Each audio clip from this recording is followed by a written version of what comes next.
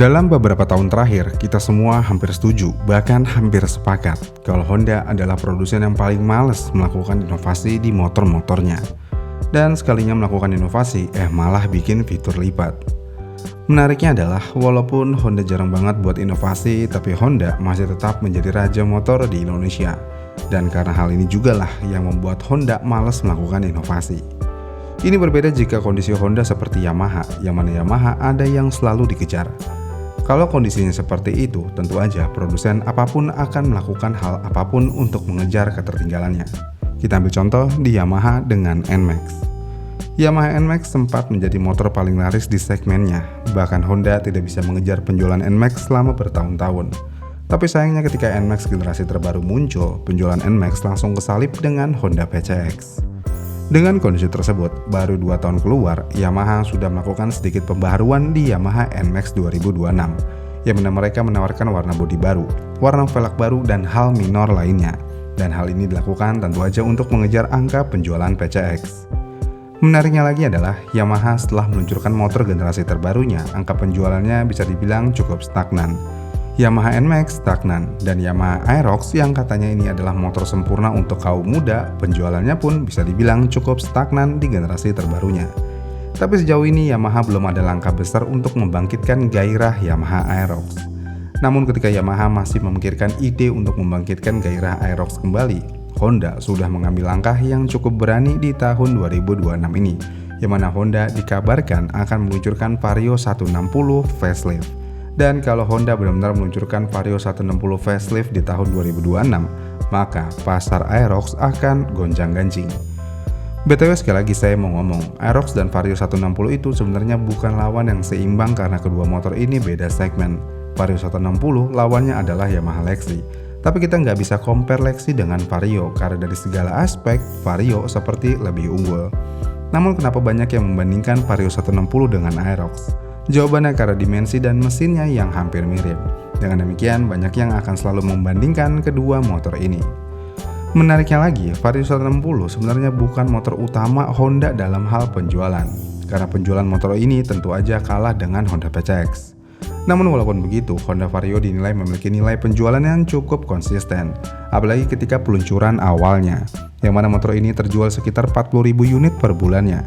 Namun sayangnya ketika ada masalah di rangka ISAF dan Vario 160 menggunakan rangka tersebut, motor ini langsung kehilangan pasarnya dan penjualannya terus merosot tajam.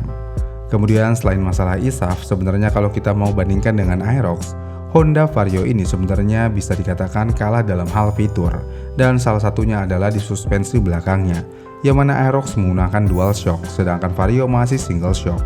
Bayangin aja, motor 160cc yang dijual dengan harga hampir 30 juta rupiah, shocknya masih single. Tentu aja hal ini menjadi kelemahan lainnya dari Honda Vario 160. Belum lagi kalau kita menilai desain Honda Vario 160 ini, yang mana banyak orang yang bilang kalau desainnya terkesan menumpuk di bagian depannya. Dan jika kita ingin bandingkan dengan Aerox, sepertinya desain Aerox jauh lebih baik daripada Vario 160.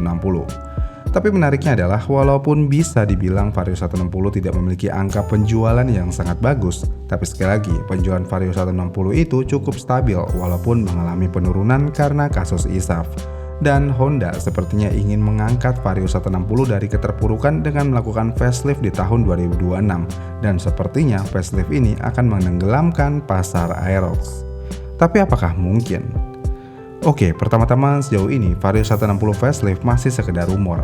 Tapi ada data yang bocor ke publik kalau Honda sedang melakukan trial dengan proyek K20 SM. Buat yang belum tahu, K2S adalah kode-kode identitas resmi untuk Honda Vario 160 generasi saat ini yang sudah beredar sejak tahun 2022. Dan untuk kode yang beredar saat ini, Honda sudah melakukan trial di proyek K20 SM. Dan M-nya ini biasanya merujuk ke model change, yang berarti motor ini akan mendapatkan perubahan yang cukup signifikan. Apalagi sejauh ini ada indikasi kalau Honda juga melakukan uji casing, yang berarti jika ada uji casing maka akan ada perubahan desain bodi. Jadi jelas, jika Vario 160 facelift keluar, desainnya kemungkinan besar akan berubah. Jadi buat kalian yang kurang suka dengan desain bertumpuk Honda Vario, kalian bisa berharap lebih nih di Vario 160 facelift ini. Kemudian selain desain, kemungkinan besar Vario 160 akan mengganti rangka ISAF. Tapi kenapa bisa rangka yang bisa dibilang masih baru dikembangkan ini akan ditinggalkan? Jawabannya ada di data penjualan tadi. Ya, kasus rangkai ISAF sangat berpengaruh terhadap penjualan motor Honda yang menggunakan rangkai ISAF, apalagi di Vario 160, yang mana ini adalah bukan motor entry level. Dan mungkin ini adalah titik terendah dari Honda Vario 160, yaitu rangkai ISAF. Dan orang Indonesia kebanyakan masih trauma dan takut dengan rangkai ISAF ini. Jika Honda menyiapkan sesuatu yang benar-benar baru di Vario 160 ini dan mereka ingin menguasai pasar dengan Vario 160 ini, sepertinya mengganti rangkai ISAF dengan rangka model baru adalah hal yang cukup penting di sini. Jadi ya mungkin aja rangkai ISAF hanya akan digunakan di motor entry level Honda aja ke depannya. Dan untuk motor premium Honda seperti Honda Vario 160 ini sepertinya akan meninggalkan ISAF. Kemudian dilansir juga, masalah rengkes yang rawan jebol karena nggak ada pelindung ini, kemungkinan di Honda Vario 160 udah nggak ada lagi masalah tersebut. Karena jika melihat Honda sudah melakukan casing testing, hal ini biasanya sudah meliputi perubahan engine mounting. Menariknya adalah, memang semua ini hanya terkesan sederhana, merubah posisi engine mounting doang. Namun Honda Vario dirancang dengan karakter mesin yang menggantung. Jika dilakukan dengan cara yang salah, ya tentu aja getaran mesin akan terasa hebat dan motor malah menjadi terkesan downgrade. Makanya Honda mungkin akan melakukan testing yang lebih dalam cuman perihal engine mounting doang. Sejauh ini hal ini aja sih yang diketahui, dan untuk perihal mesin kemungkinan besar Honda Vario 160 masih akan menggunakan mesin yang sama. Karena sejauh ini juga tidak ada alasan yang kuat untuk Honda melakukan upgrade mesin di Vario 160. Dan buat kalian berharap Honda lebih niat dalam hal upgrade, misalnya diberikan teknologi VTEC untuk varian tertingginya, sayangnya hal itu sepertinya tidak akan kejadian. Karena sekali lagi hal tersebut dinilai masih tidak perlu untuk Honda. Karena kalau hanya merubah penampilan aja Honda masih bisa mendapatkan penjualan yang lebih baik, ya ngapain repot-repot. Kemudian untuk perihal CVT, jangan berharap juga untuk turbo-turboan atau elektronik-elektronikan. Karena sejauh ini mesin dan CVT sepertinya masih menggunakan yang sama. Tapi walaupun begitu, biasanya untuk penyesuaian lebih lanjut akan dilakukan upgrade minor untuk mendukung desain baru. Dengan hal yang ada, dan jika Honda Vario 160 sesuai ekspektasi kebanyakan orang dari mulai desain sampai ke yang lainnya, apakah Honda Vario 160 bisa menenggelamkan pasar Aerox? Jawabannya kemungkinan besar bisa.